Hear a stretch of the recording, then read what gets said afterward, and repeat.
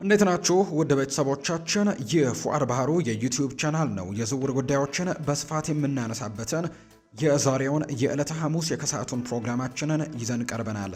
ዛሬ ከጠዋት ጀምሮ ትልልቅ የሚባሉ የአውሮፓ ሚዲያዎች በእንግሊዝም በፈረንሳይም በጣሊያንም የሚገኙ እንዲሁ በስፔንም የሚገኙ ትልልቅ ሚዲያዎች ከዝውውር ጉዳይ ጋር አያይዘው ያነሷቸውን ነጥቦች ወደ እናንተ ልናደርስ ነው በዚህኛው ቻናላችን የተገናኘ ነው። ሰፋ ያሉ የዝውውር ጉዳዮችን እናነሳለን። ጊዜው የዝውውር መስኮቱ ሊከፈት በጣም ጥቂት ጊዜያቶች ብቻ የቀሩበት ጋር ከመሆኑ በተያያዘም ትልልቆቹ ክለቦች ቀጣይ ዝውውሮቻቸውን እያቀዱ የቀጣይ ዓመት ቡድናቸውን በትክክል ለማስተካከል እየሞከሩ ይገኛሉ። እኛም ዛሬ የሰማናቸውን ትልልቅ የሚባሉ አበይት የዝውውር ጉዳዮችን በዛሬው የከሰዓቱ ፕሮግራማችን ወደ እናንተ ልናደርስ ነው የተገናኘ ነው።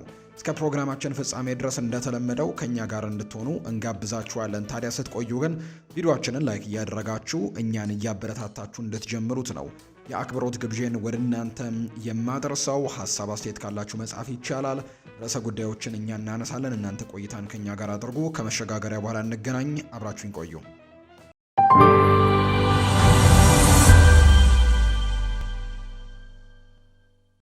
ወደ ቀዳሚው የዝውውር ጉዳይ እናምራ። አርሰናል፣ ቸልሲና ማንቸስተር ዩናይትድ በዘንድሮ የክረምት የተጫዋቾች የዝውውር መስኮት ዱሻን ቭላሆቪችን ለማስፈረም ፍላጎት እንዳላቸው እየተነገረ ነው። ሰርቢያዊው ኢንተርናሽናል ከዩቬንቱስ እንደሚለቅ ተያይዞ ሲነገር የቆየ ሲሆን በርካታ የአውሮፓ ክለቦች ሁኔታውን በቅርበት እየተከታተሉት ነው። በተጫዋቹ ነፃ ዝውውር ወይም ፍሪ ትራንስፈር የሚገኝ በመሆኑ እንደ እርሱ ያለ ጥራት ያለው ተጫዋች በነፃ ማስፈረም ትልቅ ትርፍ ነው። ዱሻን ቭላሆቪች ከኒውካስል ዩናይትድ ጋርም ትልቅ ስሙ በትልቁ እየተነሳ ይገኛል። የ26 ዓመቱ ተጫዋች በሙያው ከፍተኛ ደረጃ ላይ የሚገኝ ሲሆን ለአብዛኞቹ ቡድኖችም በጣም ጠቃሚ ግዢ ሊሆን ይችላል ተብሎ ይታመናል። ዱሻን ቭላሆቪች በዘንድሮው የውድድር ዘመን 10 ግቦችን አስቆጥሯል። እንደ ዘገባዎች ከሆነ አርሰናል በተጫዋቹ ላይ ከፍተኛ ፍላጎት ነው ያለው። በአጥቂ ክፍላቸው ላይ ተጨማሪ ጥልቀትም ያስፈልጋቸዋል። የ26 ዓመቱም ተጫዋች ለቋሚ ተሰላፊነት ከቪክተር ዮኬሬሽ ጋርም መፎካከር እንደሚችል ነው የተነገረው። ለቦታው የሚደረግ ተጨማሪ ፉክክር አርሰናል እንዲሻሻልና በሚቀጥለው ዓመትም ዋንጫውን እንዲከላከልም ይረዳዋል ተብሎ እንደሚታሰብ ነው መረጃው የወጣው። በሌላ በኩል ማንቸስተር ዩናይትድ በአጥቂ መስመሩ ላይ ተጨማሪ ልምድ ያስፈልገዋል። ለቤንጃሚን ሸስኮ ድጋፍ የሚያደርግ ሰውም እንዲሁ ይፈልጋሉ። ሰርቢያዊው ለእንግሊዝ እግር ኳስ የሚያስፈልገው አካላዊና ቴክኒካል ብቃት አለው። ግብ በማስቆጠርና ኳስን በመያዝ ሌሎች ተጫዋቾችን ወደ ጨዋታ በማስገባት ረገድም የላቀ ነው። ለሱ ተስማሚ የፊት አጥቂ ሊሆንም ይችላል ተብሎ ይታመናል። ቸልሲ ከሊያም ዴላፕ የተሻለ ጥራት ያለው አጥቂ ነው የሚፈልጉት። ዱሻን ቭላሆቪች ደግሞ ለነሱ ምርጥ አማራጭ ሊሆን ይችላል።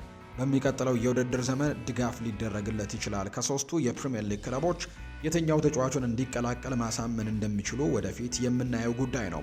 ይህ በእንዲህ እንዳለ ሪያል ማድሪድ ተጫዋቹን ይፈልገዋል። ለስፔኑ ክለብ የመጫወት እድልም ለአብዛኞቹ ተጫዋቾች ለመቀበል ከባድ ሊሆን ይችላል። ዱሻን ቭላሆቪች በጣሊያን ከዩቬንቱስ እና ከፊዮረንቲና ጋር ጥራቱን አሳይቷል። አሁን ክለቡን ለቆ አዲስ ፈተናን ለመቀበል ትክክለኛው ጊዜ እንደሆነ በርካቶች እየተናገሩ ይገኛሉ። የኮንትራት እድሳት እንደሚኖር ወሬዎች ቢኖሩም እስካሁን ግን እውን እንዳልሆነ ነው መረጃዎቹ የጠቆሙት። ሊቨርፑል በፕሪሚየር ሊጉ ድንቅ ብቃቱን እያሳየ የሚገኘውን ወጣት ተጫዋች ይፈልጉታል። ነገር ግን የ100 ሚሊዮን ፓውንድ የዋጋ መለያው አሳሳቢ ነው። ሊቨርፑል እና ማንቸስተር ዩናይትድ በኤሊ ጁኒየር ክሩፒ ላይ ፍላጎት ካሳዩም በርካታ የፕሪሚየር ሊግ ክለቦች መካከልም የሚጠቀሱ ናቸው። በኤክስ ላይ አስተማማኝ ምንጮች እንደገለጹት ሁለቱም ክለቦች በዚህ ክረምት የአጥቂ መስመራቸውን የበለጠ ለማጠናከርም ፍላጎት እንዳላቸው ነው የሚነገረው። የቦርንመስ ኮከብ የሆነው ተጫዋች በአንዶኒ ኢራኦላ ስር በፕሪሚየር ሊጉ 33 ጨዋታዎች ላይ 13 ግቦችን በማስቆጠር ጠንካራ የውድድር ዘመንን አሳልፏል። የትኞቹ የፕሪሚየር ሊግ ክለቦች ናቸው ጁኒየር ክሩፒን የሚከታተሉት የሚለውን ስንመለከት በ19 ዓመቱ በዓለም እግር ኳስ በጣም ፈታኝ ከሆኑ ሊጎች አንዱ በሆነው በፕሪሚየር ሊግ 13 ጎሎችን ማስቆጠር ችሏል። ምናልባትም በ2025-26 የውድድር ዘመን በታየው የአጨዋወት ለውጥ ምክንያት በአውሮፓ አምስቱ ታላላቅ ሊጎች ውስጥ በጣም ፈታኙ ሊግ ሊሆን እንደሚችል በርካቶች ያምናሉ። ለማንኛውም ግን ሊቨርፑል፣ አርሰናል፣ ማንቸስተር ዩናይትድ የክሩፒ እንግዲህ ፈላጊ ወይም አሳዳጅ ክለቦች አይደሉም ማለት አይቻልም። አርሰናል፣ ቸልሲ እና ማንቸስተር ሲቲ ከአውሮፓ ታላላቅ ክለቦች ጋር በመሆን ግን ይህንን ጎበዝ ታዳጊ በቅርበት ከሚከታተሉት ክለቦች በጣት የሚቆጠሩት ናቸው። እንደ ታይምስ ዘገባ ከሆነ ቦርንመዝ በወጣቱ ላይ 100 ሚሊዮን ፓውንድ የዋጋ መለያን በመለጠፉ በዚህ ክረምት ዝውውሩን እውን ይሆናል ብሎ ማሰቡ ከባድ ይሆናል። ቢያንስ ግን ይህ ከክለቡ የሚስማማ አትጠጉን የሚል ጠንካራ መስጠንቀቂያ ያዘለ የገንዘብ እንግዲህ ግምት እንደሆነ ነው የሚነገረው። የክሮፔ ቁጥራዊ መረጃዎች ለ19 ዓመት ወጣት በጣም አስደናቂ እንደሆኑ ነው የምንመለከተው። ነገር ግን በተለይ ጠንካራና እንዲሁ ደግሞ የማጥቃት ባህሪን በደንብ የሚጫወት አጥቂ በመሆኑ ጎልቶ እንዲታይ እንዳደረገው ይነገራል። እንደ ፎትሞብ ዘገባ ከሆነ በመጨረሻም የሜዳ ክፍል ላይ ኳስን በመንጠቅ ረገድም በ90 ደቂቃው ላይ ጥሩ ውጤታማ ኳሶችን በማሻገር ጭምር በጣም ጥሩ ቁጥሮች ያሉት፣ ይህም በቦታው ከሚጫወቱ ተጫዋቾች 95 በመቶዎቹን የሚበልጥ አይነት ተጫዋች ነው። በአንጻሩ በሌሎች ተጫዋቾች በቀላሉ አይታለፍም። እናም በ90 ደቂቃ ውስጥ 1.44 ጊዜ ጥፋት ይሰራበታል። ይህ ደግሞ የማጥቃት ባህሪን የመጫወት ስልት ለሚከተሉ ቡድኖችም የቦርንመዝ ኮከብ እንደ ጥሩ ተጫዋችም የሚመሰል አይነት ተጫዋች ነው። እርግጥ ነው በሀቀኝነት የምንነጋገር ከሆነ በ100 ሚሊዮን ፓውንድ አካባቢ ከዚህ የተሻለ ዝግጁ የሆኑ ተጫዋቾችን ማስፈረም የተሻለ ነው። በእርግጠኝነት እንደ ያን ዲያማንዴ ብራድሌይ ባርኮላ ያሉትን እንዲሁ ለመከታተልና የበለጠ ፈቃደኛ ይሆናሉ ተብሎ ይታሰባል። ባርኮላ አስቀድሞ የቻምፒየንስ ሊግ አሸናፊ ተጫዋች እንደሆነ የሚታወቅ ነው።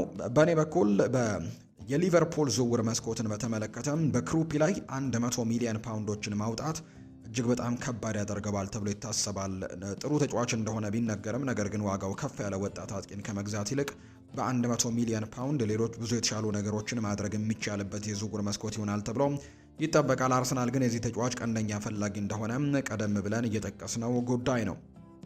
የሊቨርፑል አጥቂ የሆነው ሃርቬ ኤሊየት በዘንድሮ የክረምት ተጫዋቾች የዝውውር መስኮት ወደ ሊድስ ዩናይትድ ለመዘዋወር ፍላጎት እንዳለው ነው የተነገረው። ይሄ የ23 ዓመቱ ተጫዋች በአስተን ቪላ በነበረው የውሰት ቆይታ ስኬታማ መሆን አልቻለም። በውሉ መሰረት የቋሚ ዝውውር እንዲፈጽምም 10 ጨዋታዎችን ማድረግ ነበረበት። ነገር ግን 9 ጨዋታዎችን ብቻ በመጫወቱ ወደ ሊቨርፑል ተመልሷል።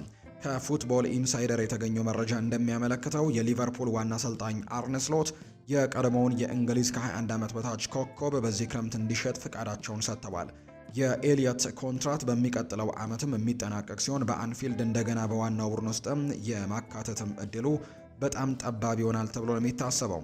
እንግዲህ ሃርቪ ኤሊየት አዘውትሮ የሚሰለፍበትን ክለብ ለማግኘት ቆርጦ ተነስቷል። የሊድስ ዩናይትድ አሰልጣኝ የሆኑት ዳንኤል ፈርከም ተጫዋቹ የሚፈልገውን የጨዋታ ጊዜ ሊሰጡትም እንደሚችሉ በማመን በቅርቡ የዩሮፓ ሊግ ድልም የቀመሰው ይሄኛው ሃርቪ ኤሊየትም ወደ ኤላንድ ሮድ ለማምራትም ፍላጎት እንዳለው ነው ምንጮች የሚናገሩት።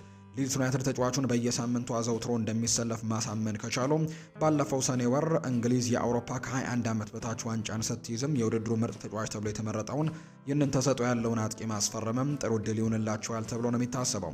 ምንም እንኳን አሰልጣኝ አርነ ስሎት በቅርቡ ከሊቨርፑል ቢሰናበቱም ከዛ በፊት ግን ከቅድመ ውድድር ዝግጅት ጀምሮ ከሊቨርፑል ቡድን ጋር እንደሚቆይ ተናግረው ነበር። ቢሰናበቱም በቡድኑ ውስጥ ከነበሩ ድረስ ግን ተጫዋቹን እንደገና ቦታ ለማግኘት እንደሚቸገር ይገመት ነበር። ምናልባት ቀጣዩ አሰልጣኝ የአንዶኒ ኢራኦላ ውሳኔ ይጠበቃል። ኤሊዮት እንግዲህ ሃርቪ ኤሊዮት ለዳንኤል ፈርከ ቡድን በቀይ መስመርም የማጥቃት አማራጭ ከመሆኑም በላይ በ10 ቁጥር ሚና ላይ ደግሞ ለዚህ ቡድን ጠንካራ ተጫዋች ይሆናል ተብሎ ይታሰባል። የእግር ኳስ ፋይናንስ ባለሙያው ስቴፈን ቦርሰን በበኩላቸው ሊቨርፑል ተጫዋቹን በ25 ሚሊዮን ፓውንድ ለመልቀቅ ዝግጁ ሊሆን እንደሚችል ተናግረዋል። ይህም በፕሪሚየር ሊግ ችሎታውን ላሳየና የሀገሪቱ ተወላጅ ለሆነ ወይም ሆም ግሮን ለሆነ ተጫዋችም የ23 ዓመት ወጣት ተጫዋችም በጣም ተመጣጣኝ ዋጋ ተብሎ የሚታመን ነው። ተጫዋቹ ወደ ሊድስ ለመዘዋወር ፍላጎት እንዳለውና አሰልጣኝ ዳንኤል ፈርከም የጨዋታ ጊዜ ዋስትና ሊሰጡት እንደሚችሉ በመታሰቡ ሊድስ ዩናይትድ የሃርቪ ኤሊየትን የሥራ ሕይወት ለማነቃቃት ትልቅ ዕድል ሊፈጥርለት እንደሚችል እየተነገረ ነው የሚገኘው። የክሪስታል ፓላስ አጥቂ የሆነው ዣን ፊሊፕ ማቴታ ከክለቡ ጋር ያለውን የውል ስምምነት ለማራዘም ፍላጎት እንደሌለውና በዘንድሮ የክረምት ተጫዋቾች የዝውውር መስኮት ጣሊያን ሊያመራ እንደሚችል እየተነገረ ነው። የ28 ዓመቱ ፈረንሳዊ አጥቂ በጥር ወር መጨረሻ ላይ ወደ ኤሲ ሚላን በ30 ሚሊዮን ፓውንድ ሊዘዋወር ተቃርቦ የነበረ ቢሆንም በሕክምና ምርመራ ውድቅ መሆኑ ተከትሎ ወይም በሕክምና ምርመራ ወቅትም በተገኙበት የጉልበት ጉዳቶች ምክንያት ዝውውሩ ሳይሳካ ቀርቶ እንደነበር ተነግሯል። ይሁን እንጂ በአሁኑ ወቅት የሴሪኤ ክለቦች ለዚህ ፈረንሳዊ ዓለም አቀፍ ተጫዋች ያላቸው ፍላጎት እንደገና እያሳዩ ነው። በተለይም ዣን ፊሊፕ ማቴታ በቅርብ በዩሮፓ ኮንፈረንስ ሊግ ፍጻሜ ለክሪስታል ፓላስ አሸናፊውን ግብ ካስቆጠረ በኋላ የዩቬንቱስ የዝውውር ኢላማ ውስጥ መግባቱ ነው እየተሰማ የሚገኘው። እንደ ሚዲያዎች ዘገባ ከሆነ ዣን ፊሊፕ ማቴታ ለሴልኸርስት ፓርክ ቡድን ያለው የውል ጊዜ ወደ መጠናቀቁ እየተቃረበ በመሆኑ ውሉን ለማራዘም ምንም አይነት ምልክቶችን አላሳየም። ምንም እንኳን ክሪስታል ፓላስ ውሉን ደግሞ እንዲያራዘምለት ቢፈልግም ተጫዋቹ አዲስ ተግዳሮቶችን ለመቀበል ወይም አዲስ ፈተናዎችን ለመቀበል ፍላጎት እንዳለው ነው የሚነገረው። በአሁኑ ወቅት ዣን ፊሊፕ ማቴታ በ2026 የዓለም ዋንጫ ላይ ለፈረንሳይ ብሔራዊ ቡድን እንዲሰለፍ ጥሪ የደረሰው ሲሆን ከውድድሩ በኋላም የሚኖረው የዝውውር ውሳኔ በክለቦች በሚቀርቡለት ቅናሾች ላይ የተመሰረተ ይሆናል ተብሎ ይጠበቃል። በተለይ በቅርቡ ቲየሪ ዳንኤል ኦንሪ ሲናገርም የማቴታን ያደነቀው ሲሆን ባለፈው የውድድር ዘመን በጉዳትና በዝውውር ውዝግብ ውስጥም ቢሆን 15 ግቦችን ማስቆጠር ችሏል። እንደ ክሪስታል ፓላስ ያሉ ክለቦችም ተጫዋቹ በቡድን ውስጥ ያለውን ሚና ከፍተኛ በመሆኑ በቀጣዮቹ ሳምንታት ቢለቅ በቡድን ውስጥ ትልቅ ክፍተት ሊፈጠር እንደሚችል ይገመታል የተባለው። በስተመጨረሻም ክሪስታል ፓላስ ተጫዋቹን ለመልቀቅ ካለው ፍላጎት አንጻር እንዲሁም ከውል ስምምነቱ 1 ዓመት ብቻ በመቅረቱ ተገቢውን የገንዘብ ክፍያ ከቀረበለት ተጫዋቹ ለመልቀቅም ሊገደድ እንደሚችል ይጠበቃል። ጄደን ሳንቾ በዘንድሮ የውድድር ዘመን በውሰት በአስተን ቪላ ሲጫወት የቆየ ሲሆን ተጫዋቹ በሚቀጥለው የውድድር ዘመን በቪላ ፓርክ መቆየት እንደሚፈልግ ተነግሯል። እንደ ስፖርትስ ቦም ዘገባ ከሆነ አስተን ቪላ የ26 ዓመቱን የማንቸስተር ዩናይትድ አጥቂ በከፍተኛ ዋጋ በቋሚነት ለማስፈረም ዝግጅት እያደረገ ነው።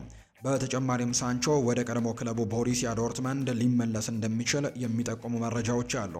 ማንቸስተር ዩናይትድ ተጫዋቹን ለወደፊት እቅዱ እንደማይፈልገው ግልጽ አድርጓል።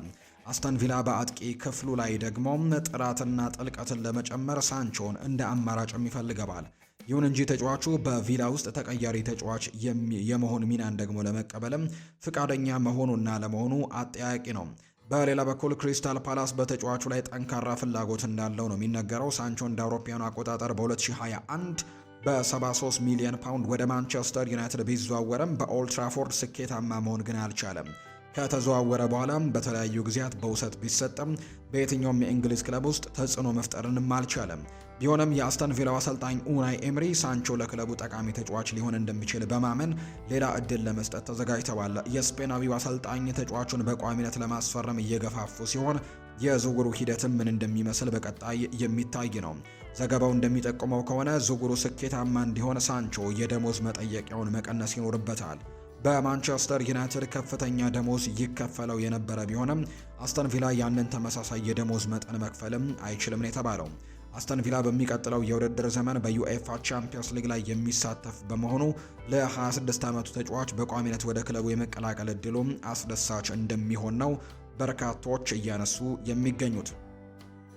ከቶትንሃም ሆትስፐርስ ጋር የነበራቸው ቆይታ በስኬት ያልተጠናቀቀው የ52 ዓመቱ አሰልጣኝ ቶማስ ፍራንክ በቅርቡ ወደ ስራ ሊመለሱ እንደሚችሉ እየተነገረ ነው። እንደ ፉትቦል ኢንሳይደር ዘገባ ከሆነም ቶማስ ፍራንክ የዌስትሃም ዩናይትድ የአሰልጣኝነትን ቦታ ሊረከቡ እንደሚችሉ መረጃዎች እየወጡ ነው። በአሁኑ ወቅት ያለ ስራ የሚገኙት አሰልጣኙ ወደ ለንደኑ ክለብ የማቅናት እድልን እንደማይቃወሙ እየተሰማ ነው። በተጨማሪም ቶማስ ፍራንክ ከክሪስታል ፓላስ ጋር ስማቸው በስፋት እየተያዘ ይገኛል። ዌስትሃም ዩናይትድ ወደ ሻምፒዮንሺፕ መውረዱን ተከትሎ በአንድ የውድድር ዘመን ውስጥም ወደ ፕሪሚየር ሊግ ለመመለስ ጠንካራ ቡድን ለመገንባትም ይፈልጋል።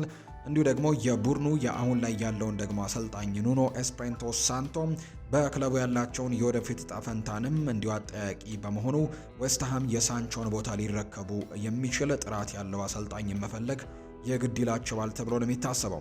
ምንም እንኳን በቶትናም የነበራቸው ቆይታ ቢሳካላቸውም ከዚህ ቀደም በብሬንትፈርድ እያሉ በፕሪሚየር ሊግን ባሳዩት ብቃት ቶማስ ፍራንክ በዌስትሃም ዩናይትድ ወይም ለዌስትሃም ዩናይትድ በጣም ተስማሚ ነው፣ ጠቃሚ አማራጭም ሊሆን እንደሚችል ይታመናል። በተለይም በሻምፒዮንሺፕ ውድድርም ልምድ ካላቸው አሰልጣኞች አንዱ በመሆናቸው ክለቡ ወደ ፕሪሚየር ሊግ የመመለስ አቅም እንዳለው ነው የሚነገረው። የ52 ዓመቱ አሰልጣኝ በእንግሊዝ እግር ኳስ የነበራቸውን ስም መልሰው ለመገንባት ቆርጠዋል። ወደ ሻምፒዮንሺፕ መውረድ ለሳንቾ ምትክን እንደ አዲስ ጅምርም ሊያዩት የሚችሉበት እድል አለ። በሌላ በኩል ዌስትሃም ዩናይትድ አሁን ላይ ዋናው ትኩረቱ ወደ ሻምፒዮንሺፕ በመውረዱ ምክንያት ልቀቅ ሊሉ የሚችሉ የቡድኑ ቁልፍ ተጫዋቾች መቆየታቸውን ነው። ክለቡ የፋይናንስ ሚዛኑን ለመጠበቅ ሲል በቅርብ ሳምንታት ውስጥ አንዳንድ ተጫዋቾችን ለመሸጥም ሊገደድ እንደሚችል የሚያሳዩ መረጃዎችን በትልቁ እየተመለከትን እንገኛለን። ኒውካስል ዩናይትድ ከስዊዘርላንዳዊው ተከላካይ ፋቢያን ሼር ጋር አዲስ የውል ስምምነት ላይ ለመድረስ ተስፋ አድርጓል። እንደ ሺልድስ ጋዜጣ ዘገባ ከሆነ ክለቡ የ34 ዓመቱን ተከላካይ ከዘንድሮው የውድድር ዘመን በኋላ በቡድኑ ውስጥ ለማቆየት ይፈልጋል። በዚህ ረገድም ከተወካዮቹ ጋር ንግግሮች እያደረጉ ነው። የፋቢያን ሼር ውልም በሰኔ ወር መጨረሻ ላይ የሚያበቃ ሲሆን የክለቡ ስፖርቲቭ ዳይሬክተር ሮስ ዊልሰን ተጫዋቹን በአዲስ ውልም ለማቆየት የሚያደርጉት ጥረት ስኬታማ ይሆን እንደሆነ በጉጉት የሚጠበቅ ነው። ፋቢያን ሼር እንደ አውሮፓውያኑ አቆጣጠር ከ2018 ጀምሮ በኒውካስል ወሳኝ ተጫዋች ሆኖ ቆይቷል። ቡድኑ ለወደፊት ጥራት ያለው ስብስብ ለመገንባት እንደ ሻየር ያሉ የቡድን መሪዎችን ይፈልጋል። የኒውካስል ዩናይትድ ዋና አሰልጣኝ ኤዲ ሃው በክለቡና በተጫዋቹ ወኪል መካከልም የውል ማራዘሚያ ንግግሮች እየተደረጉ መሆናቸውን አረጋግጠዋል። ኤዲ ሃው በሰጡት አስተያየትም እንዲህ ነው ያሉት። ከፋቢያን ሼር ጋር ጥቂት ውይይቶችን አድርጌያለሁ። አሁን ነገሮችም እየተመለከትናቸው እንገኛለን። ስለዚህም በወኪሉ መካከል እየተደረጉ ነው። ስኬታማ መቋጫዎች ላይ እንደምንደርስም ተስፋ እናደርጋለን ያሉት አሰልጣኙ ቀጥለውም ፋቢያን ሼር እንዲቆይ እንፈልጋለን። አሁንም ለቡድኑ ብዙ ነገር እንደሚሰጥ ነው ማምነው። በጉዳት ምክንያት በራቀበት ወቅትም የኳስ ክፍፍል ችሎታውንና የማጥቃት መነሳሻነትን ሚናውን በእጅጉ ናፍቀነዋል። ለቡድኑ የማይጠቅም ማንኛውም ተጫዋችም አይኖርም ወይም ደግሞ አይቆይም። ፋቢያን ሼር ለኛ ድንቅ ወይም ደግሞ አንብሊቨብል የሆነ ተጫዋች ነበር። ውሉ እስካልተፈረመ ድረስ ግን ነገሩ አልተጠናቀቀም። ሆኖም ለቡድኑ ገና ብዙ ማበርከት እንደሚችል ግን አምናለሁ። ኒውካስል ዩናይትድ ዘንድሮ ተስፋ አስቆራጭ የውድድር ዘመንን አሳልፈዋል። በመጪው ዓመት ጠንካራ ብቃትን ለማሳየት እንደ ፋቢያን ሼር ያሉ ጥራት ያላቸው ተጫዋቾች በቡድን ውስጥ ማቆየትም ለክለቡ ትልቅ እርምጃ ሊሆን እንደሚችል ነው ግምቶች በትልቁ እየወጡ የሚገኙት። ውድ ቤተሰቦቻችን ከፉአድ ባህሩ የዩቲዩብ ቻናላችን ለዛሬ ያዝንላችሁ አዳዲስ የዝውውር ጉዳዮችን የተመለከትንበት ፕሮግራማችን ይህንን ይመስል ነበር። ቆይታችሁን ከኛ ጋር ስላደረጋችሁ ከልብ አድርገን እናመሰግናችኋለን። በቀጣይ ፕሮግራሞቻችን እንደተለመደው የተለያዩ የዝውውር ጉዳዮችን፣ የተለያዩ ስፖርታዊ ጉዳዮችን አካተን የምንመለስ ነው የሚሆነው። ለዛሬ ግን ከኔ ጋር ስላነበራችሁ ስላደመጣችሁኝ ከልብ አድርጌ ያመሰግናችኋለሁ። በቀጣይ ፕሮግራሞቻችን እንገናኛለን። መልካም ጊዜ እንዲሆንላችሁም እመኛለሁ።